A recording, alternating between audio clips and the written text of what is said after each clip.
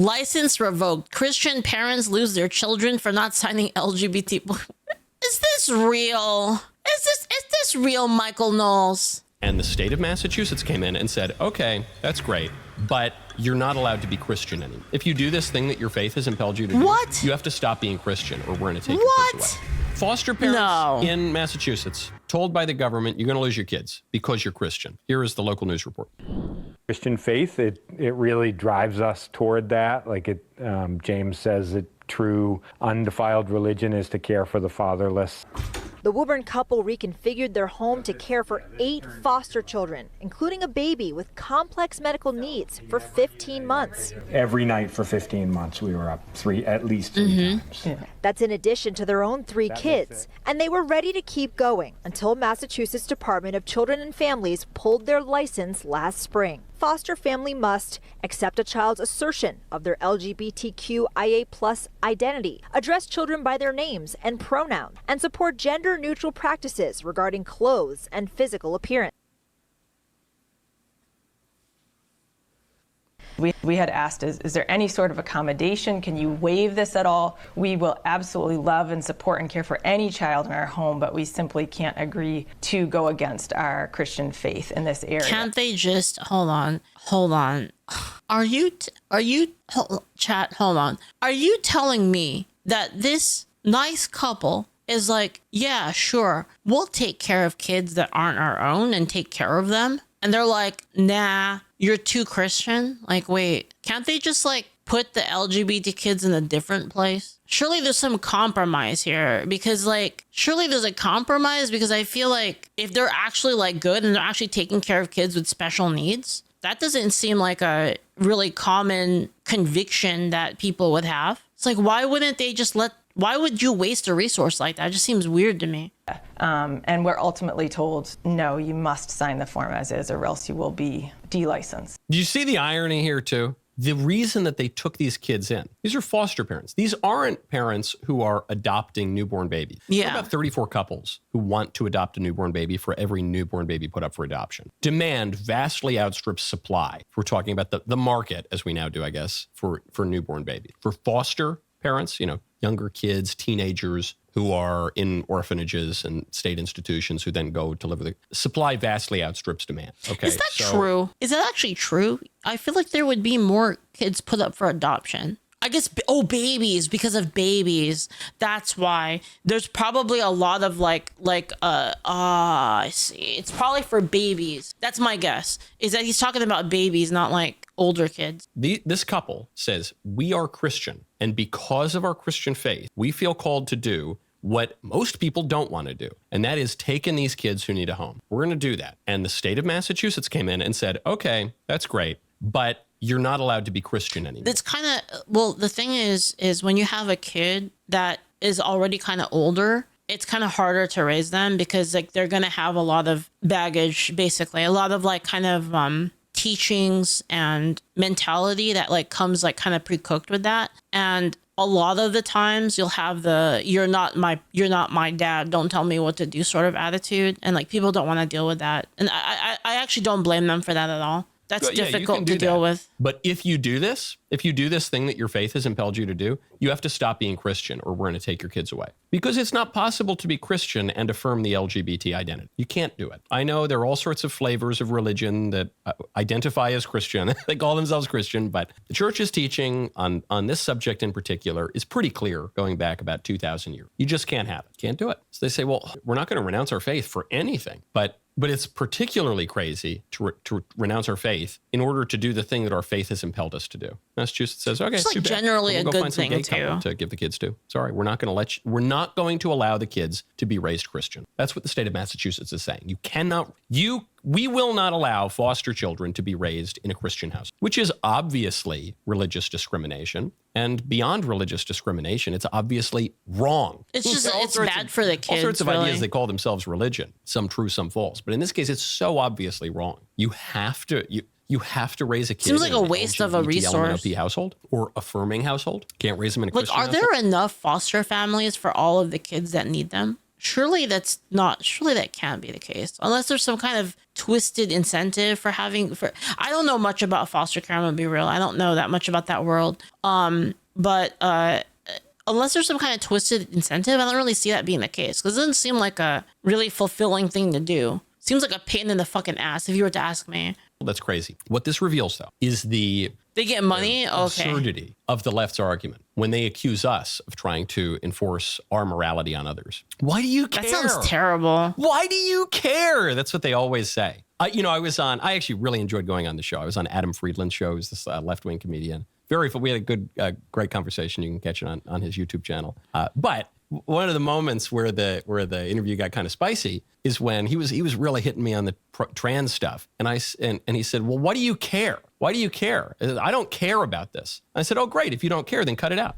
The left was the aggressor on this issue. They're the ones who forced the guys in the girls' bathrooms. They're the ones who forced the rainbow flags all over the public square. And so we responded to that. But if you're saying you don't care, oh, great, wonderful. Oh, then I guess we're in agreement. You don't care, so give it up. Shut up about the LGBT stuff. Get the stupid rainbow flags out of the streets. Get the men out of the girls' bathroom. Great, you don't care, because you don't care. We do care about morality, so good. Then I guess we're in agreement. They say, well, no, I mean, like, when I say why do we care, I mean Christians need to shut up. Is basically what the left is saying. They don't really mean it. What do you care? It's funny. Adam actually cut out part of the interview where we were talking about the transgender ideology. I said, do you think it's true? He said, well, I just don't care. I said, I didn't ask if you care. I asked if you think it's true. And they cut that part out of the interview because obviously people care. You should care. And also, I think most people. Yeah, I think the why do you care is a dumb argument. Like in general, basically. A lot of the LGBT stuff is fake. But I don't know, the most charitable read I can give is they think it's nice. They think it's nice to lie to people. I think that's sincerely what most of them think. And so they say, stop making us answer questions of truth and falsehood.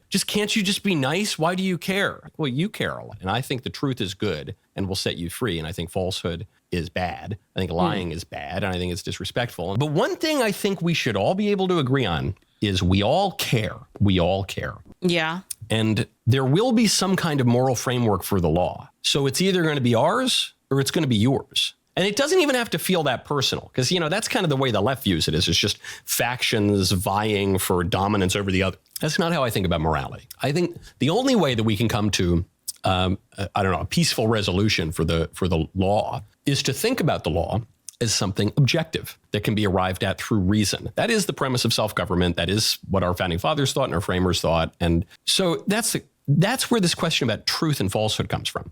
Is it true? Let me just ask you, especially there are plenty of liberals and left-wingers who watch the show. Let me just ask you, do you really think, when we're talking about trans or whether we're talking about marriage, do you really think men and women are exactly the same? So similar that a union of two men is the exact same as the union of two women? It's not, no. Is the exact same as the union of a man and a woman? Do you really think that? Do you really?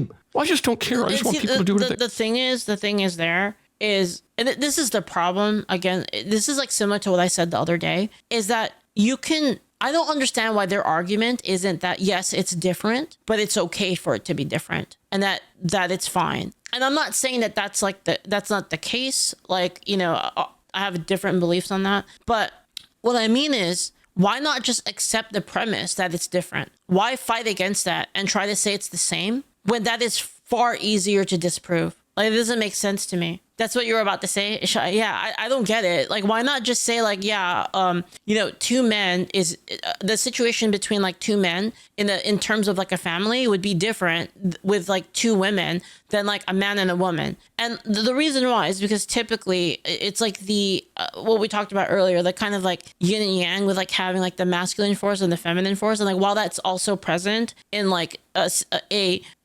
relationship between two men and two women, it's still different, right? Like, why try to equate it completely and say that it's the same when it's obviously not? I don't understand. Like, why they don't just accept the premise and then try to fight it on those grounds? It just doesn't make sense to me. It's not what I asked.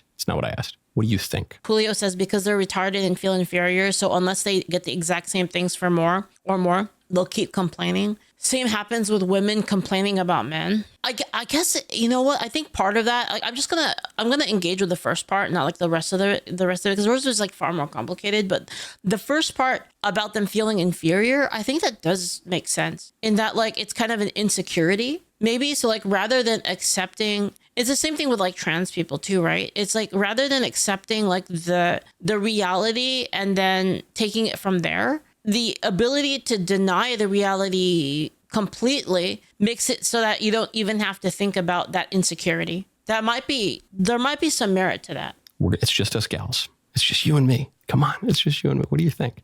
You know it's not. You know it's not. Well, it doesn't mean that I want to enforce it in the lunch. Shh. Hold on. Shh. You know it's not true. You know it's a lie. You think it's some kind of noble lie. You think it's some kind of comforting lie, but it's a lie nonetheless. Let's go further. Do you think it's good to enshrine lies into our laws? What do you think? I don't care. What do you think? No, probably not, right? Probably not. See, the thing is this argument is actually, if I were to anti this argument, it would actually be so easy if you just accepted it. You just say, yes, it's different, but we can have a conversation about like where those differences like can be a good thing, or we can have a conversation about like, does it actually have an effect that is like actually like worth the lowering of the amount of prospective people, a competition for like having these kids, like people like providing a better, like, the competition of having people like wanting to take care of kids, like the increased competition leading to better results for the kids. Like there's a bunch of arguments you could use against it, right? But then like fighting it on terms of like it being the same or not is retarded. Well, what's the worst that could go wrong? Sorry, I don't know if this is confusing, Chad. I'm sorry. I'm kind of just like talking like out of my ass, basically, just whatever's coming to mind. Okay, here's one example. Christian parents who take in these orphans who no one else wants to take in, they're told they can't anymore because the state will discriminate against them and force. And apparently, so according to the data, if Julio's data is correct, that's actually not right. That's actually wrong. That there actually are more kids. There are less kids than there are people that want to take care of kids, according to Julio's data. I don't know if that's true. That sounds weird, but like if that's true, then what Michael Mills is saying is wrong. Them to stop being Christian if they want to keep their kids. That's like one example of how things go wrong when you enshrine lies into law. Women getting in bathrooms by men who are allowed to go in there. That's another thing that goes wrong when we enshrine lies into laws. Girls losing their scholarships and their trophies when we allow men to compete against. Sorry, like into laws. Girls losing their scholarships and their trophies when we allow men to. So like for this women case, getting in bathrooms by men who are allowed to go in there. That's enough. So for that case specifically, they're talking about trans people being in like women's restrooms. To be honest, I don't really think that's necessarily a trans issue versus it being a fucking degenerate fucking asshole issue. And I think a lot of the times it's like kind of the same. Like not the same. Sorry. What I mean is a lot of the times they're the same people basically. Other thing that goes wrong when we enshrine lies into laws. Girls losing their scholarships and their trophies when we allow men to compete against them in sports. Like the prevalence of the amount of degenerates like in that community, because like I have friends who are trans and they would never like rape a person in the bathroom. Like what the fuck? Like there's just a lot of fucking degenerates that have been allowed to take over like their communities and like honestly are defended. In a lot of cases are defended by those communities, which is like the fucking ridiculous part of it. We pretend they're all the same. That's another thing that goes wrong. Like that pun, ridiculous. A mass increase in anxiety, depression, and suicidality as we encourage the LGBT element of P identity with a special focus on the T. That's another thing that goes wrong. Suicide rates remaining practically the same before and after the transgender procedures that destroy people's bodies. That's another thing that need I go on? Because we could be here all day. Yeah, all of my friends who are trans hate the LGBT community.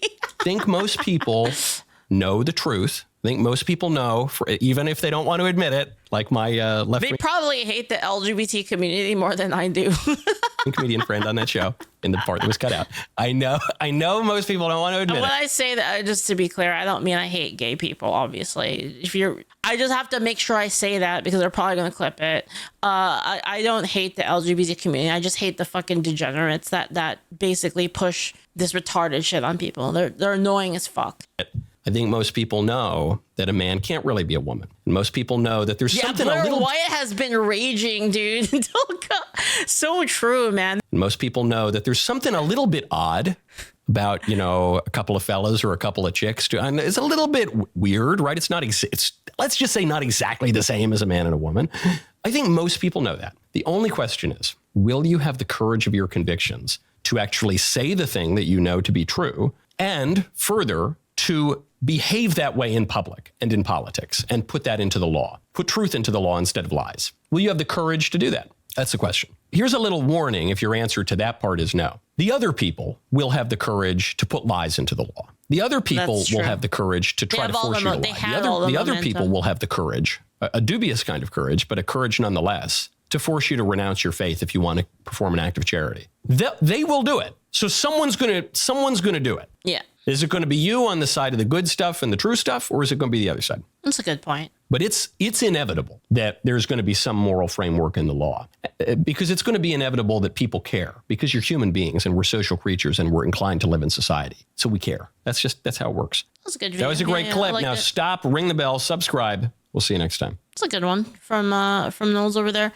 I mean, obviously, I have some caveats with what he said, but I more or less agree with a lot of things he said. I already told you all the things that are kind of on my mind about it. I really do think that the differences, especially the differences that are so drastic, do need to be recognized, I think. And I think it's fine. I think those differences are not necessarily bad. But if you deny the differences, it makes it actually difficult to actually work with it, I think. And I think the funny thing is doesn't the word queer mean weird? Am I wrong? It means weird, right? Queer, the actual, definitionally. Definitionally, the word queer means weird, right? And I think what people who are actually LGBT or whatever should just accept that it's not normal. And I think that people get really stuck up on that word where they hear oh, it's not the usual or it's not normal. And people hear that and they immediately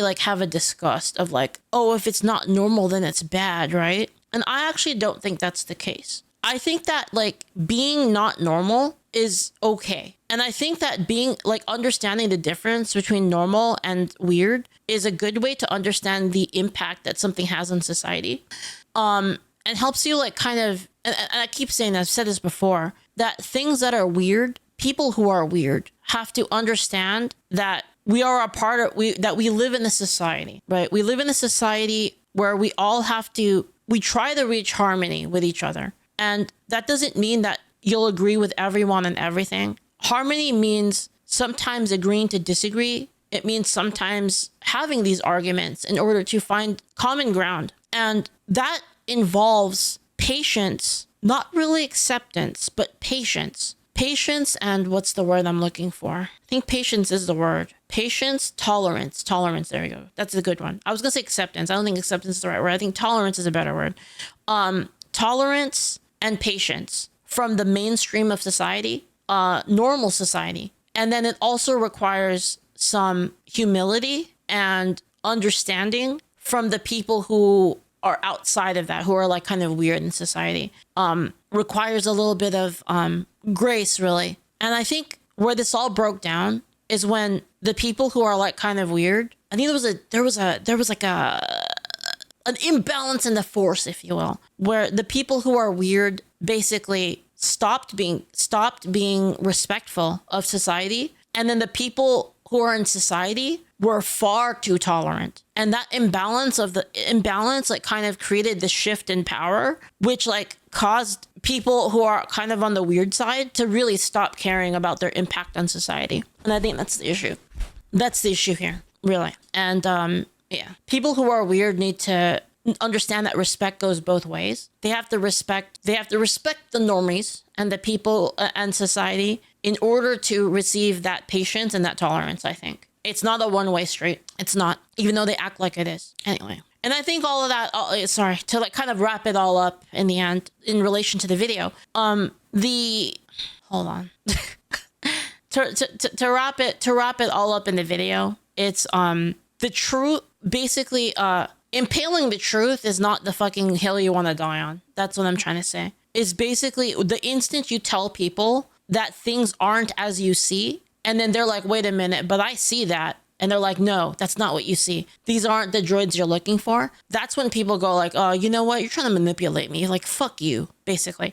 And that's kind of the stage that we're in right now, is we're in the big fuck you stage right now, which is like going to be really bad for all of the people that are kind of outside of the norm, that are actually respectful to society. Is they're going to be kind of lumped in now with everyone else. And that's kind of the situation you're seeing right now. I don't like it, but I understand it. Does that make sense? Weird people have to understand that they fundamentally cause friction in society, and that's not a bad thing inherently. A society with no friction will become stagnant and rot, but too much friction too fast causes fire. So yes, what Shai basically said. It's like, yep. Is that weird people have to understand they have an impact in society, and it's a two-way street. It's a give and take. It's not a take and take and take and take and take and take and take and take and take and take and take and take and take. It's a give and take. And a lot of the society that you see right now that's really disgusting is all about taking, right? All of the things that you see are all about taking. The riots are all about taking. The EBT food stamps things, all about taking.